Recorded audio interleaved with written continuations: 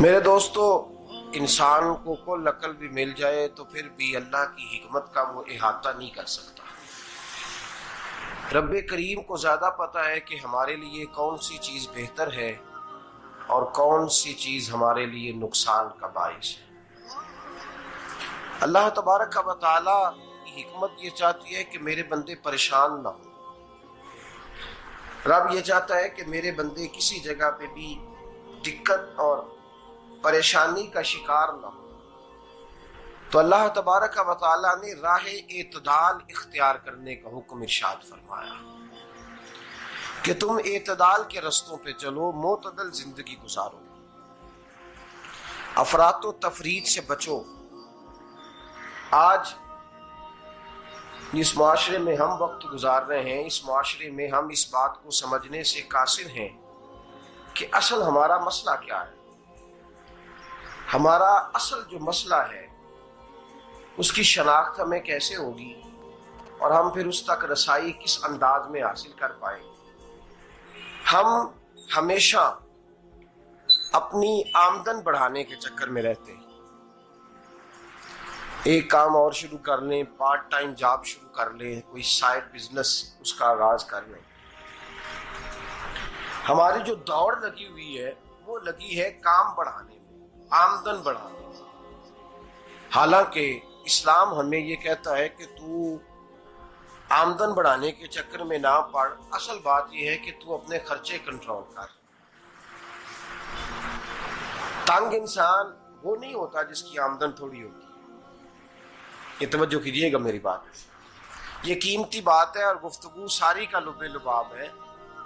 तंग बंदा वो नहीं होता जिसकी आमदन थोड़ी होती है। असल परेशान वो होता है जिसके खर्चे ज्यादा होते हैं। और हमारा जो रोजमर्रा का नुकसान हो रहा है ना, वो आमदन के मामलात में नहीं हो रहा। बुनियादी नक्श जो वाकया हो रहा है वो ये है कि हमारे अखराजात ज्यादा, और वो अखराजात किसी और ने नहीं बढ़ाए। वो खर्चे हमने खुद बढ़ा लिए हैं और अब हमें उसका नुकसान भुगतना पड़ रहा है। और अगर आप सही मानों में टटोलें तो जो बहुत अमीर लोग हैं वो तो उन खर्चों से बच गए। मैंने बहुत सारे ऐसे खत्मात में शिरकत की है। मैं बहुत सारी ऐसी जगहों पे गया हूं कि जहां लोगों ने बड़ा मुख्तसर सा खत्म दिलाया है तो हो गया है खत्म। खत्म के मामले में कब किसी ने पाबंदी लगाई है कि उसमें 200 आदमी शरीक होगा तो तब ये साले सवाब सही हो सकेगा? कौन कहता है? या शादी के मौके पर अगर सारे बहन भाइयों को न बुलाया गया तो मेरी शादी पाया तकमील तक नहीं पहुंचेगी, इसमें बरकत नहीं होगी। ये किसने फतवा दिया है? मोतदल जिंदगी का इस्लाम हुक्म देता है।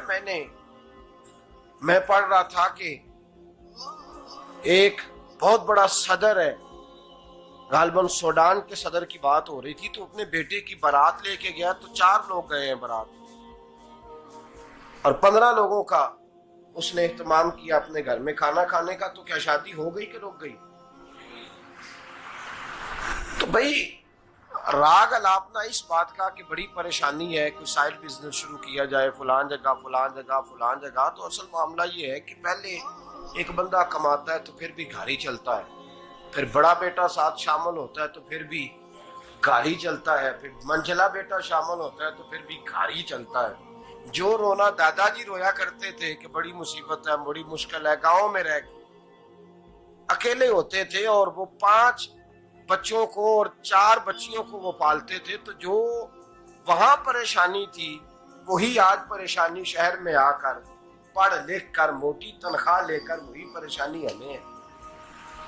तो मैं जिस नतीजे पे पहुंचा हूं इसको पढ़ के, कुरान मजीद की चंद आयात को देखकर और इस मफहूम की जो हदीसें कुतुब हदीस में पाई जाती हैं और हमारे बुजुर्गों ने हमें जो मिजाज इस हवाले से दिया है, मैं इस नतीजे पे पहुंचा हूं कि मसला आमदन का नहीं, मसला खर्चे का है। हमारे खर्चे बुनियादी तौर पर ज्यादा, और अगर फिर हम ज्यादा बोझ खवातीन पे डालते हैं कि वो मुतालबे ज्यादा करती हैं। और अगर आप मुझसे पूछें तो खवातीन की भी अगर किसी जगह कोई आदत खराब होती है तो उसमें असल किरदार उसका होता है जो वो आदत खराब तो क्यों अपने गले से उतार के आप किसी के गले में बात डालने के चक्कर में हैं? वो खवातीन की तबीयत नहीं ऐसी है। असल बात यह है कि हमने आदत डाली है, हमने ये मिजाज उनको दिया तो उनका बना है, न कैसे बन सकता।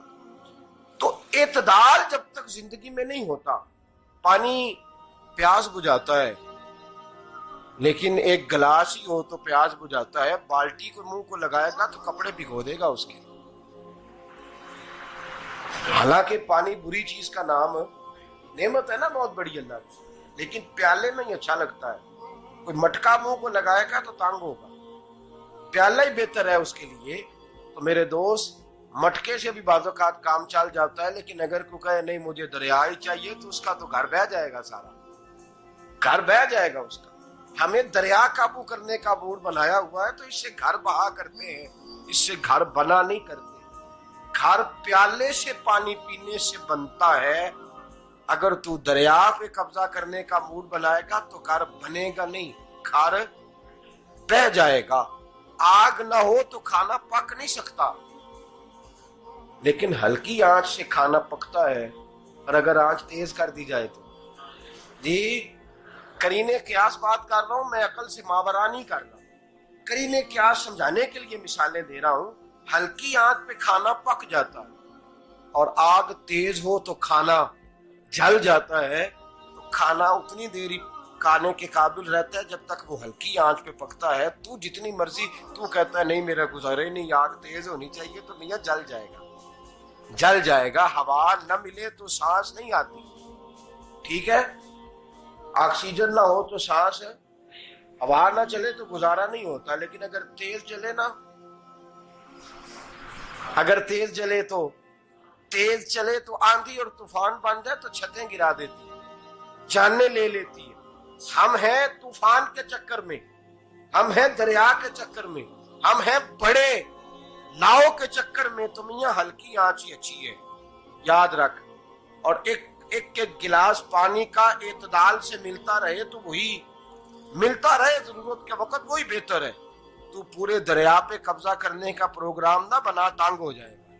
और मेरे अजीज याद रख, हवा सांस लेने के मुताबिक मिले तो वो ये अच्छी है, जो सांस बंद करने पे आ जाए वो हवा अच्छी। हमने चक्कर चला लिया है कि ज्यादा पैसा, रातों रात पैसा, लंबा पैसा, ये प्लाट भी मेरा, वो प्लाट भी मेरा, गुजरावाला भी, गुजरात भी, लाला मूसा खारी और पिंडी तक जहां मैं जाऊं मेरे नाम की तख्तियां लगी हुई होनी चाहिए। इस्लाम मना